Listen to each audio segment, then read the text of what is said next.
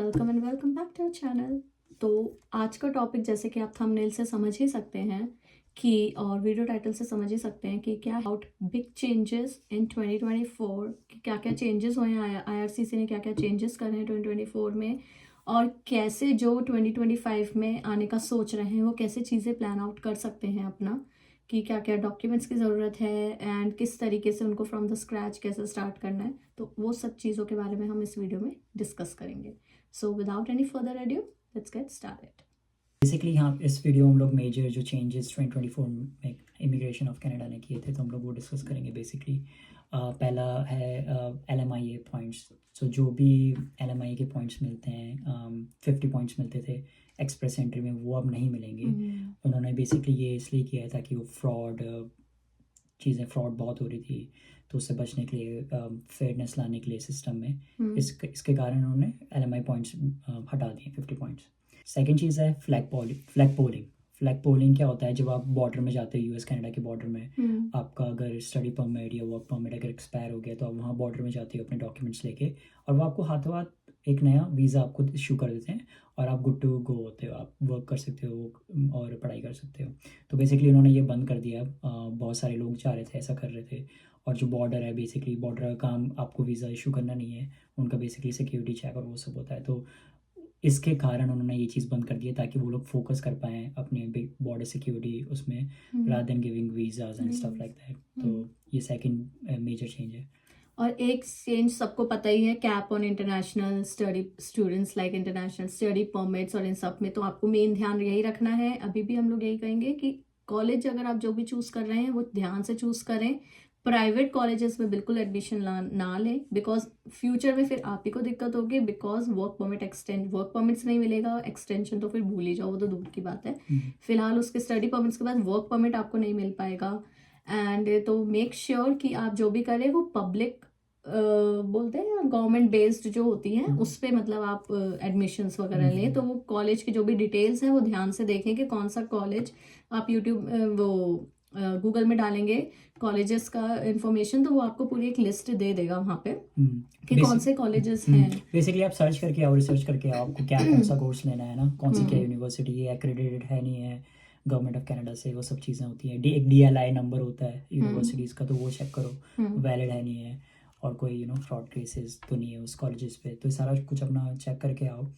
और रही बात जो इंटरनेशनल स्टूडेंट परमिट की है, 2 साल का कैप लगा दिया ताकि लोग ज़्यादा ना आ पाए, है ना, यहाँ पे। और 2024 में मेजर चेंजेस हुए हैं।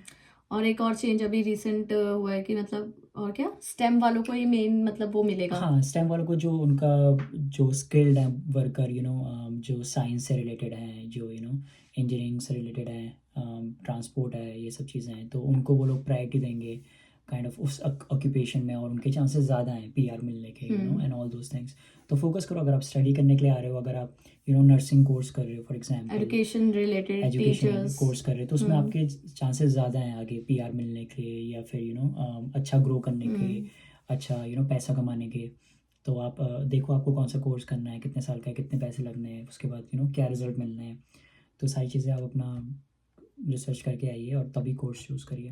तो सेकंड लास्ट मेजर जो चेंज है वो PGWP में इन्होंने किया है। तो जो भी स्टडी कर रहे हैं कनाडा में, उनको दोबारा IELTS या लैंग्वेज टेस्ट उनको देना पड़ेगा, और उनको एक सर्टेन स्कोर अचीव करना पड़ेगा उसमें, ताकि उनको 3 इयर्स का वर्क परमिट मिल सके। पर बेस्ड ऑन दैट आपकी वो एजुकेशन लेवल में काउंट होना चाहिए। फॉर एग्जांपल आपका बैचलर्स मास्टर्स या वो प्रोग्राम में काउंट होना चाहिए, तभी आपको PGW मिलेगा 3 साल का। मैं आपको लिंक दे दूंगा डिस्क्रिप्शन में, आप वहाँ पे जाके चेक कर सकते हो कि आप एलिजिबल हो या नहीं हो PGWP के लिए, और उससे आपको थोड़ा सा आइडिया मिल जाएगा कि आपको कैसे अप्लाई करना है, कैसे नहीं करना है। तो चलते हैं लास्ट पॉइंट की तरफ, विच इज़ है SOWP। उसको मिलता है, तो फॉर एग्जांपल आपका स्पाउस कनाडा में है, वो अगर स्टडी कर रहा है और वो अपने इंडिया से या कहीं और से स्पाउस को बुलाना चाहता है, तो बेसिकली वो अब उन्हीं को मिलेगा जो स्पाउस उनके कनाडा में है, जो कि या तो मास्टर्स प्रोग्राम कर रहे हैं, या बैचलर्स कर रहे हैं, या फिर डॉक्टरेट प्रोग्राम कर रहे हैं। तो उन्हीं को वो लोग अब वीज़ा देंगे, जो उन्हीं के स्पाउस को वीज़ा देंगे। तो मेक श्योर कि आप अगर आपका ये प्लान है 1 साल 2 साल बाद, अब जब आपकी स्पाउस ग्रेजुएट हो जाती है, या वो ग्रेजुएशन में है, ग्रेजुएशन कर रही है और आपको इनवाइट करना है, तो मेक श्योर कि आपका स्पाउस कनाडा में वो स्टडी कर रहा हो। ताकि आपको इजीली वीज़ा मिल जाए। हम्म तो ये सारे मेजर चेंज पॉइंट्स हैं, 5-6 पॉइंट्स जो मैंने आपको बताया, जो major changes immigration of Canada 2024 में इन्होंने इंक्लूड किए थे। अब एक समरी टाइप आपके लिए लेकर आना चाह रहा था, जो भी प्रिपेयर कर रहे हैं नेक्स्ट ईयर का, whether you are coming for study, work permit और PR, आप कैसे अपने आप को थोड़ा बहुत प्रिपेयर कर सकते हो और ईज़िली चीज़ें सेटअप कर सकते हो। तो ये कोई मतलब एक हफ्ते या कुछ महीने का प्रोसेस नहीं है। तो आपको अगर आप अभी से आपका गोल है 2025, लेट्स से समर में आने का गोल है यहाँ पे, तो अगर आपको अभी से प्रिपेयर चीज़ें करनी पड़ेंगी, तो make sure you prepare well. जैसा आप सभी लोग को पता है कि नेक्स्ट ईयर अर्ली स्प्रिंग में इलेक्शन हो सकते हैं और बहुत सारे चेंजेस अभी भी आ सकते हैं नेक्स्ट ईयर 2025 में। तो उसके लिए वेल प्रिपेयर्ड रहिए, है ना। Changes are inevitable, right, but you can always make sure you are prepared well for what you are doing. So मैं ये बोलूँगा कि अभी से ही अपने आप को प्रिपेयर कर लीजिए, ठीक है। अगर आपको कुछ करना है, फॉर एग्जांपल आप कोई कोर्स करने आ रहे हैं यहाँ पे, आपके लिए प्लस पॉइंट ये रहेगा कि आप फ्रेंच सीख लें, चाहे आप इंडिया से या कहीं और से फ्रेंच सीख के आ रहे हो, चाहे आप यहाँ आके सीख रहे हो।